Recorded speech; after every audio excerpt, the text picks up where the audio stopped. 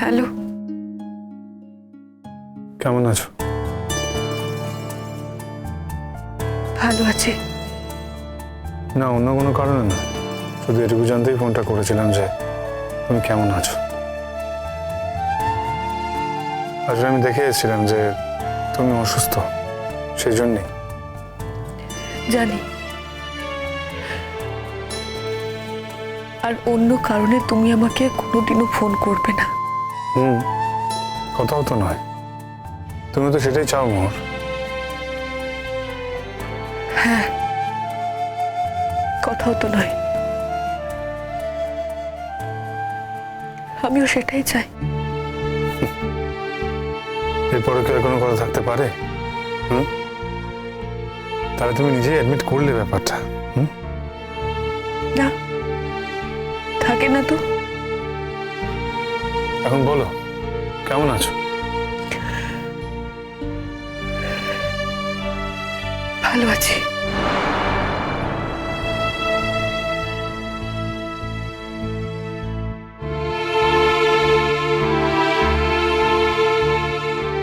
ভালো তুমি নেই মোহর, আর সেটা তোমার গলার স্বরেই বোঝা যাচ্ছে।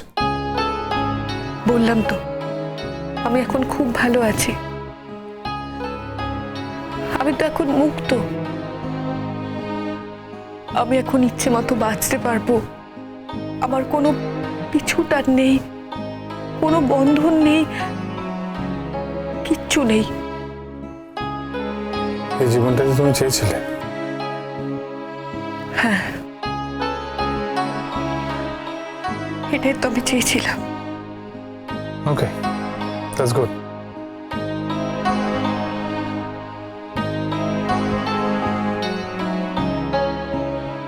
কিন্তু তুমি একবার তো জিজ্ঞেস করলে না যে আমি কেমন আছি?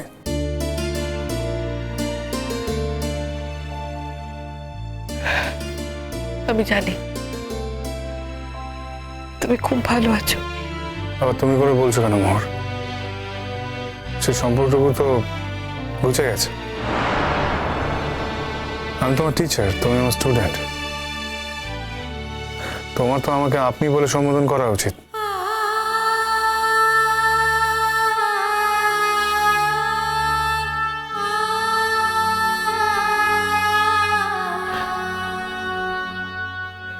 সরি। কে? সরি? আসলে কিছু কিছু অভ্যেস থেকে যায়, আর এই অভ্যেসটা আমি কিছুতে বদলাতে পারবো না। মোহর, এটা কি আমার প্রতি অনুগ্রহ? আমি তোমাকে অনুগ্রহ করার কি? হ্যাঁ, জাস্ট লিভ ইট। তুমি বলো, তুমি কেমন আছো? ওষুধ খাচ্ছ? বললাম তো, আমি ভালো আছি। যা জিজ্ঞেস করছি উত্তরটা দাও। তুমি কি ওষুধ খাচ্ছ?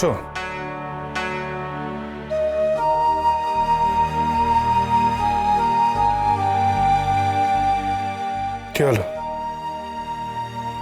আমি ওষুধ খাচ্ছি কিনা সেটা জেনে তোমার কি হবে?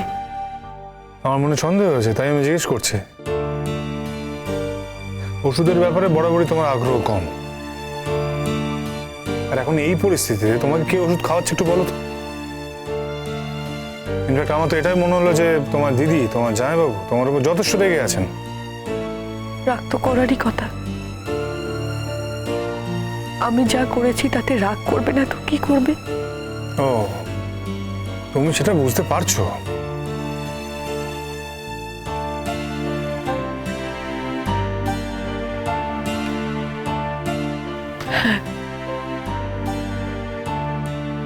না বোঝার তো কিছু নেই। তাহলে বললে কেন? যাক, যদিও প্রমিস করেছিলাম যে এইসব নিয়ে কথা বলবো না, তবুও বারবার কথাগুলো চলে আসছে। তুমি কথাটা তুললে তাই কথাটা এলো। ঠিক আছে, আমি কথাটা উইথড্র করছি। আমি জানতে চাইছি না এসব কিছু।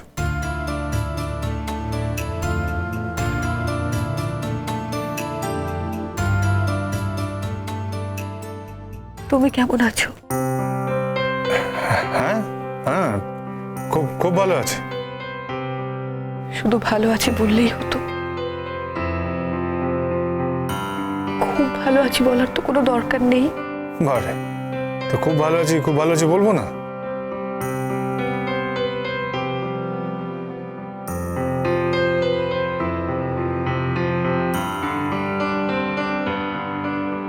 তোমাকে একটা রিকোয়েস্ট করব।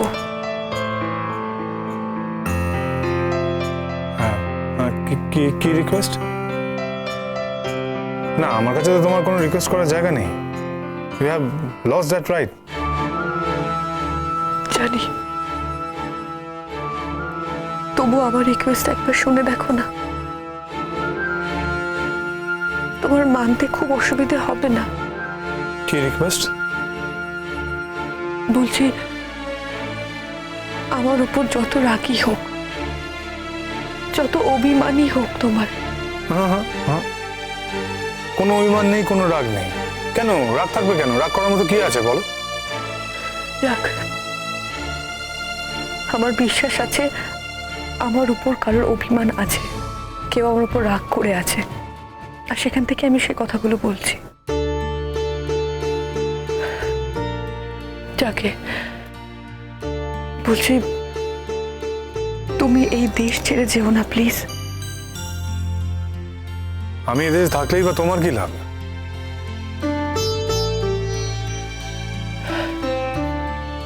আমি লাভ ক্ষতি কিছু জানি না, শুধু এইটুকুই রিকোয়েস্ট, তুমি প্লিজ এই দেশ ছেড়ে যেও না। তুমি এখানে সংসার করো, যা ইচ্ছে করো, আমি তোমাকে কোনোদিনও ডিস্টার্ব করবো না। প্লিজ তুমি শুধু এইটুকু দয়া করো, তুমি এই দেশেই থেকো।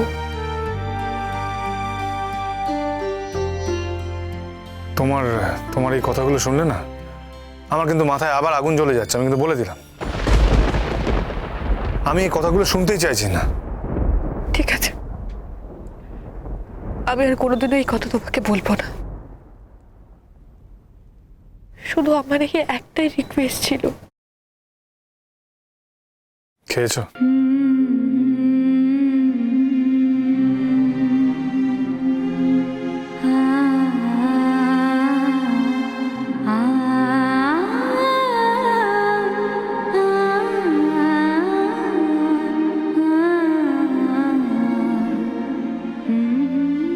কি জিজ্ঞাসা করছি?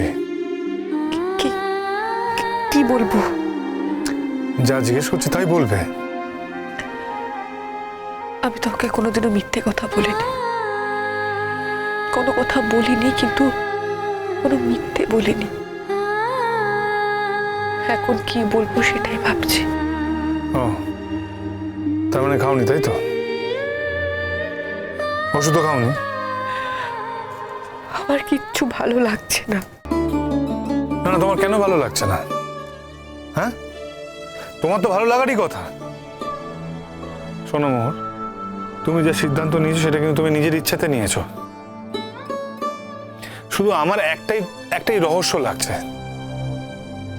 কালি, এতদিন তোমার সঙ্গে থেকেও আমি একটা জিনিস বুঝতে পারলাম না, যে কেন তুমি এরকম একটা কাজ করলে। মোহর, তুমি যদি আমার সত্যি কথা বলতে, সেটা সেটা সেটা যত কঠিন শক্তি হোক, আমি কিন্তু মেনে নিতাম।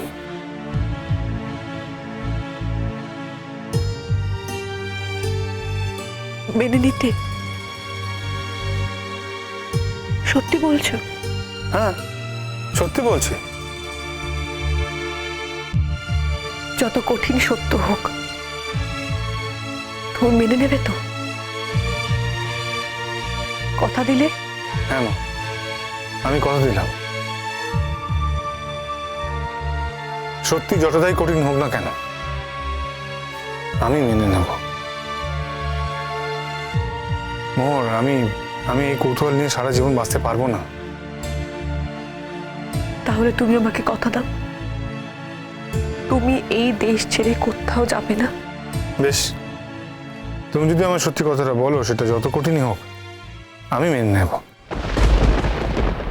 আর তার বিনিময় তোমার এই রিকোয়েস্টটা আমি রাখবো।